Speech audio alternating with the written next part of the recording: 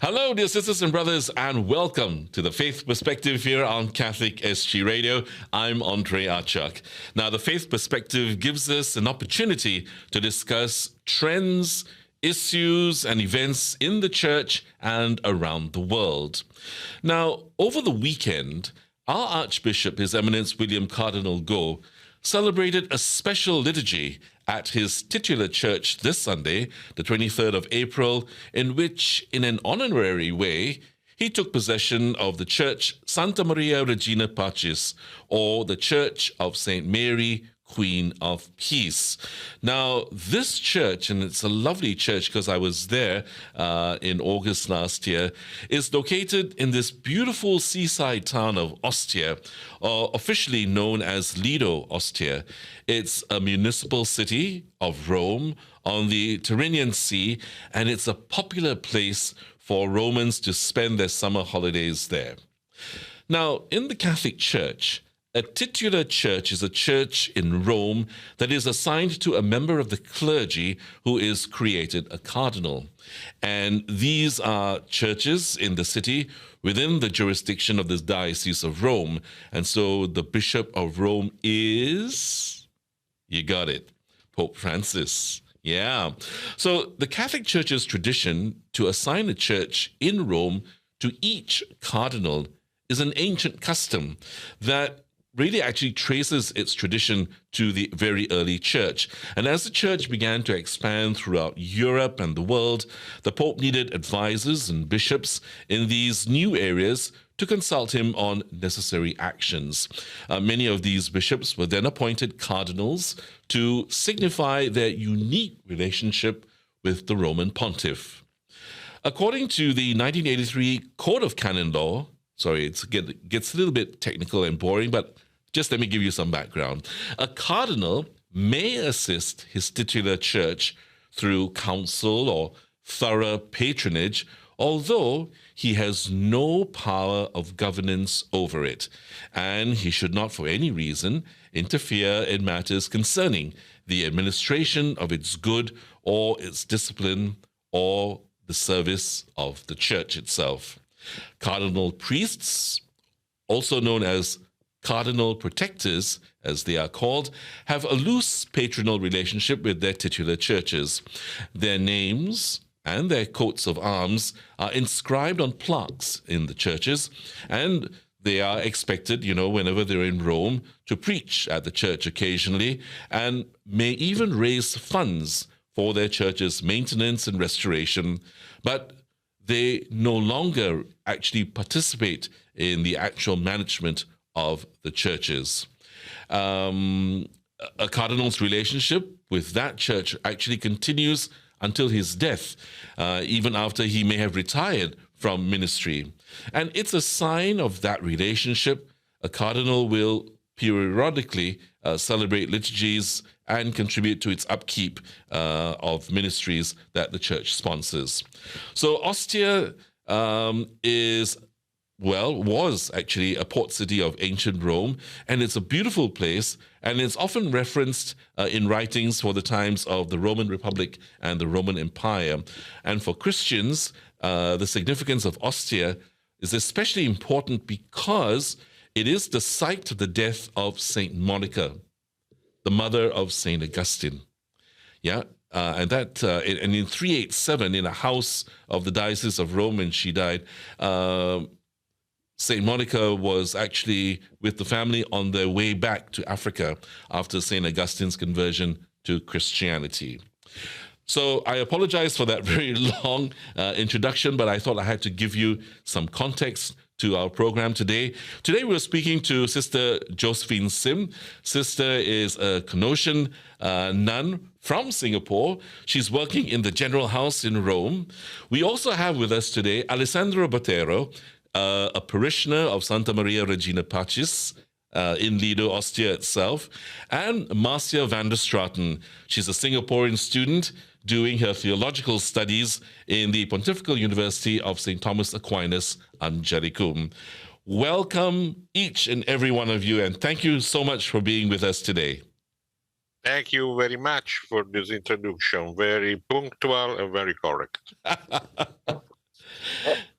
Sister, I want to start with you, if you don't mind. I understand you have been of great help and great assistance to His Eminence, but can you share with us back home what was your role in this event which marked His Eminence William Cardinal Goh's taking possession of his titular church in the Diocese of Rome? Well, first of all, I feel so happy and privileged to be able to attend this ceremony. And then afterwards, I was told to help out in his visit because he's traveling more or less on his own. Right. And the first thing I will be doing will be connecting him with our local Singaporeans and people who are connected with Singapore. For example, we have priests studying here, our lay people studying here, and even a few Malaysians, but they actually are working for Asia or for the area of Singapore, Malaysia. Right. So was your Canossian community, part of these preparations? Well, first thing, I need permission. I already mentioned it to my Sister General, congregational leader, and she gave me full blessings and permission. And then, of course, I inform my community so that they will also know what's happening in Singapore. And they too will be praying and are very happy for this special occasion. No, I know because I met quite a number of you last year when I was in Rome in August during the consistory, and there are quite a number of you who are Singaporeans. How are you all taking this, Yeah. Those that you have met, the majority of them have gone back to Singapore. Oh, okay. Because they were here. Yeah, they were here only for for the chapter. We call it the general chapter every 6 years. So most of them. So I'm left with Sister Iris. She's another Singaporean working in our general house. So together we will be helping in this preparation for the occasion. Wonderful, wonderful. Alessandro, I'd like to come to you now. And let me introduce you. Alessandro Bottero is an active member of the parish of Regina Pacis for several years, and he's also in charge of the parish charity organization. Alessandro, thank you so much. Can you tell us a little bit about yourself so that our listeners here in Singapore and in the region will know a little bit more about you?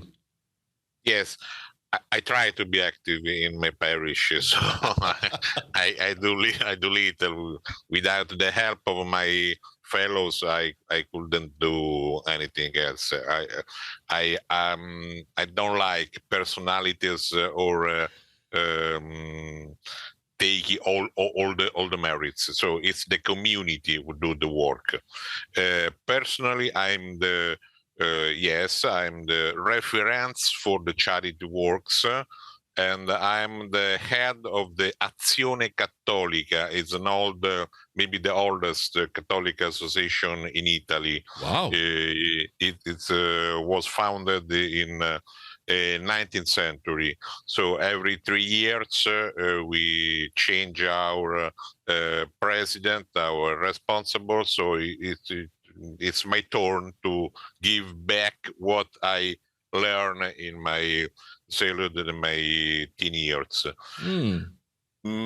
Personally, as you can see from my back, I work in the editorial. I'm journalist. I write many on music magazine and anime magazine from Japan, animation and other things. Wow! But I can say now our parish has night refugee for the homeless, shelter for homeless since January.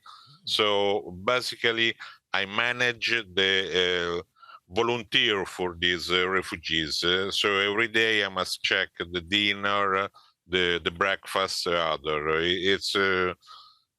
It's not easy, but someone has to do it. So we must do it for our homeless brothers.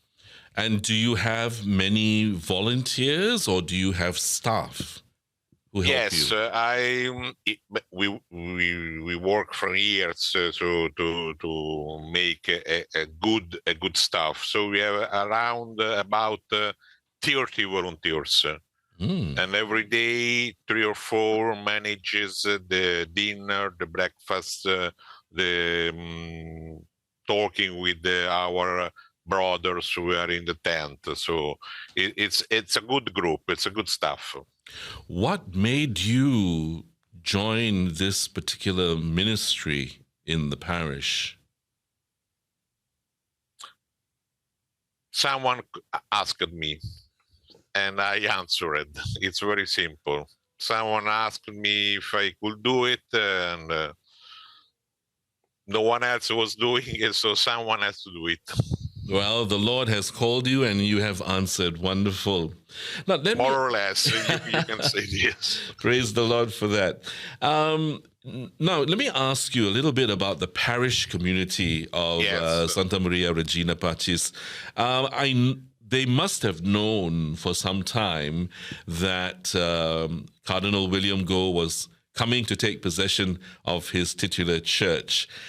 Could you share with us how the parish community has been planning for this event and what has their response and reaction been?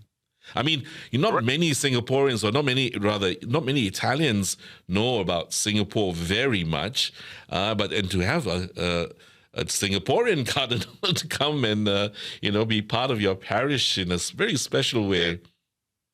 One thing I talked because I had to write a small speeches for the welcomes of Archbishop.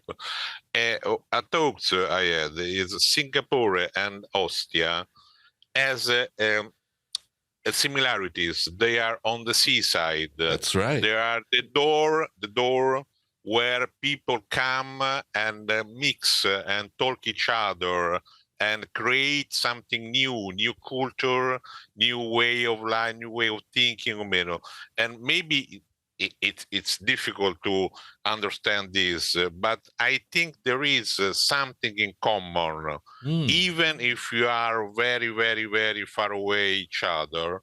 There is a small thread between us, and I think it's very important because if this thread is strengthened by the prayers for each other, you can help us to work better in our land, and we can help you with a prayer to work better as a Christian in the Singapore town. Wonderful. That's such a wonderful analogy and way of seeing it, and that's beautiful. Behind this, for the Sunday, we are creating the central mass of the Sunday will be the one with the Archbishop at 11:30. That's right. I expect to meet Sister Josephine and Miss Marcia at the Mass, I suppose. So the parish choir is studying the songs. We are studying the liturgy, the ceremonies. We have called the other parish to come to celebrate together. So I suppose it will be a big celebration and a happy celebration, most of all. Wonderful, wonderful. When I was there last August, I met quite a number of the Scouts, who are a large group in that parish.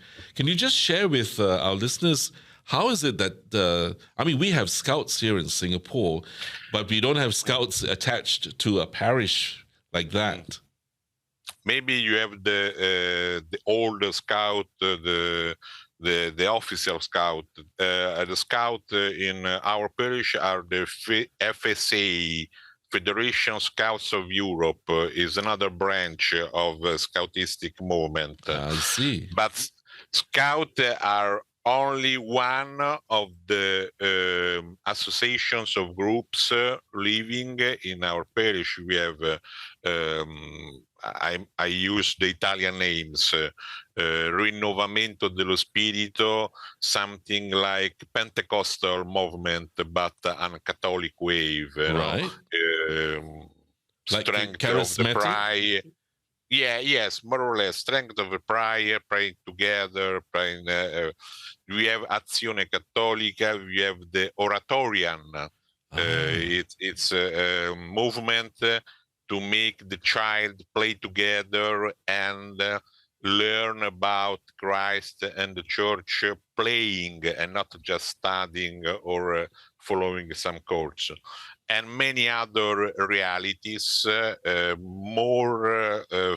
probably are more European or Italian. I don't know in Singapore the various church organization or church groups, but I suppose there are many other. Absolutely. We have here. Oh, that's wonderful. That's wonderful. Allow me to now speak to Marcia for a while. Marcia, you've been in Rome for already a couple of months. Are you feeling at home or are you missing home? I always miss home. I've been here since September. Right. But I'm getting more used to being here. I think it's key to remember that Rome is not Singapore. So they have their own ways of doing things. Yes. They have their own philosophy towards life, which can be quite different from ours as Singaporeans. So it's a learning journey. I'm sure. So, in that, and having said what you just said, what does it mean now, for you to be there in Rome during this unusual yet extraordinary ceremony of our own Archbishop, Cardinal William Goh, taking possession of his titular church, Santa Maria Regina Pacis in Ostia, Lido? It's actually a really interesting moment. Well, in general, of course, because this is Singapore history, right? Yeah. Because you've never had a cardinal before, we don't really know what all that entails. So this is all new to us. But it's also interesting for me personally because, like I said, having been here for the past 8 months or so, learning more about Italy and learning more about the Universal Church in general, I think it's been interesting to see how we are all part of the same Universal Church, even though we are different in so many ways. We have many things to learn from one another, like what Alessandro said just now. Yeah. We have a lot to learn from each other, and it's also interesting because I'm from Holy Cross, the parish of Holy Cross. So when I was very much younger, Cardinal William Goh was Father William Goh. That's right. And he was the one, I remember him as the one who would bang the pulpit when he's giving his homily. He's very passionate, right, in the way he delivers his sermons. Passionate. So it's a bit embarrassing for me to admit this, but when I was a kid and I saw him go up after the gospel, I'll be like, oh no, I can't sleep during the homily because he'd be so fired up, right? I think many of us had the same thoughts when we first saw Father William Goh on the pulpit. Yes. So that has been a very interesting journey, I think, for me to witness, and I'm very glad that I'm here right now when this is happening. Yeah, I think it's a privilege, right? Being there. Yes, definitely. You mentioned about learning something. What comes to mind? What would you think we can learn from our Roman Catholic sisters and brothers? Well, I think one of the things that strikes me the most is, how Rome is called the Eternal City, and there's just so much of history behind this place, and the fact that the Catholic Church has its heart in Rome itself is something significant for us as Catholics. And this whole idea of history and how much we have to learn from history and church history in general, I think is something important for us as Singaporeans because our country is very young. And although we recently celebrated having 200 years of Catholicism in Singapore, What's 200 years to like two millennia, right? Exactly. I mean, so that contrast, that comparison, I think, what does it mean for us? We are still a very young church. We Yeah. are still, very new to a lot of things. And this whole event is a good example of we are still learning. How do we approach this timelessness that exists in the church? Because, we are gods. We belong to God. God is timeless. Right. And yet, as people who are in space and time, as material beings, how do we approach that? And especially because Singapore has this, I would say, obsession with tearing things down and rebuilding. Like, this corner is like old already. Let's paint over it, or let's just pull it down and build something new. It's very different to being here. Everything is like a bajillion years old. That whole difference in how we approach what has come before us, I think, is something very interesting to look at and to learn from. Yeah. Sister Josephine, can I come back to you first?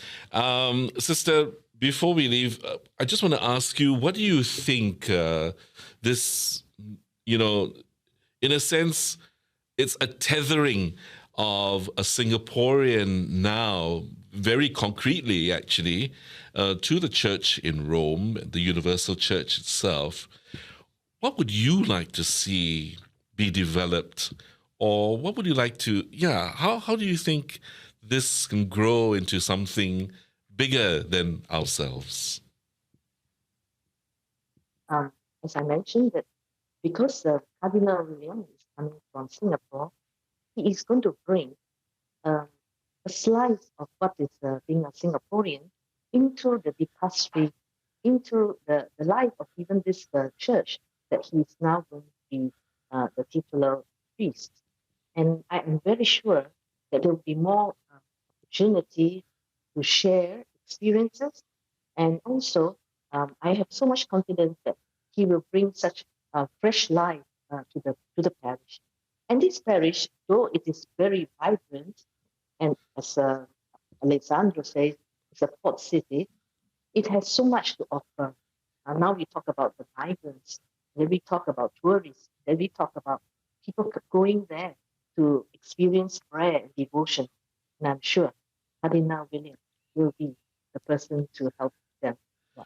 Wonderful. Thank you, Sister. Alessandro, I want to ask you, what is the community in Santa Regina Pacis hoping, to see when, we have this closer relationship as brothers and sisters in Singapore and of course in Ostia, through the head being Singaporean. What are you all hoping for this?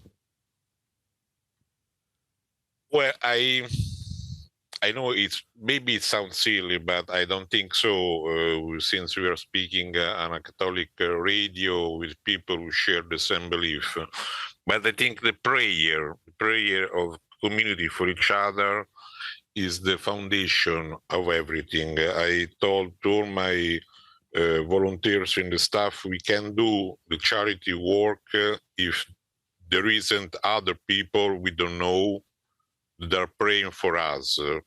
So I said your introduction was very punctual because the Archbishop will not govern, will not dictate, but the Archbishop can, and I hope he and all the Singapore community will pray from time to time for us. For sure. For your brother and sister on the other side of the Eurasian landmass.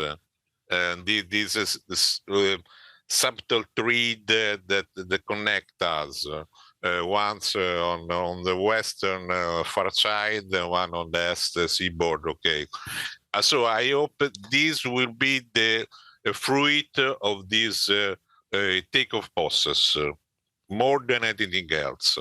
Prayer as for you and you for us. Wonderful, wonderful. Marcia, I'm going to give you the last say. What are your thoughts? It's the first time, really. This is history of the church, for the church in Singapore, as well as for the church in Rome. What are your thoughts and hopes for this? Well, I think I am in agreement with Alessandro about the sharing of prayers for one another. I think it's a great opportunity for Singaporean Catholics to experience that love from across the world. It's also a good reminder to us that, we are not alone, and we have brothers and sisters in the family of Christ, the family of God, and it's also an opportunity for us to reach out to them and to remember that this is our place here. I would say that is forefront of my mind. Wonderful, wonderful. And it's truly, as you say, it's like two families coming together. Oh, I would like to see it that way as well, I suppose. And truly, it is this prayer and our faith, our common faith, that will hold us and bind us all together. So thank you so much to all of you, Sister Jo. Sister Josephine, dear listeners, is a Canossian sister, a Singaporean Canossian sister, working in the General House of the Canossians in Rome. We had with us also, and we're very honored to have had Alessandro Bottero. He's a parishioner of Santa Maria Regina Pacis in Lido, Ostia, and Marcia Vanderstraaten. She's a Singaporean student. Please do pray for her. She's on scholarship, and she's doing her theological studies in the Pontifical University of St. Thomas Aquinas, also known as Angelicum. And just a reminder, if you're listening to us on our live stream, The Faith Perspective goes out every week on Tuesday mornings at 8:30. And then, of course, on the same day, it goes out at 8 p.m. And then again, and the next day at 5 p.m. and Thursdays at 2:10 p.m. And if you'd like to catch up on this interview and others in your own time, you can listen to our podcasts on our Catholic SG Radio app, on Spotify, and also on Apple Podcasts. I'm Andre Achak. Thank you so much for joining us here on The Faith Perspective on Catholic SG Radio. God bless and love you all.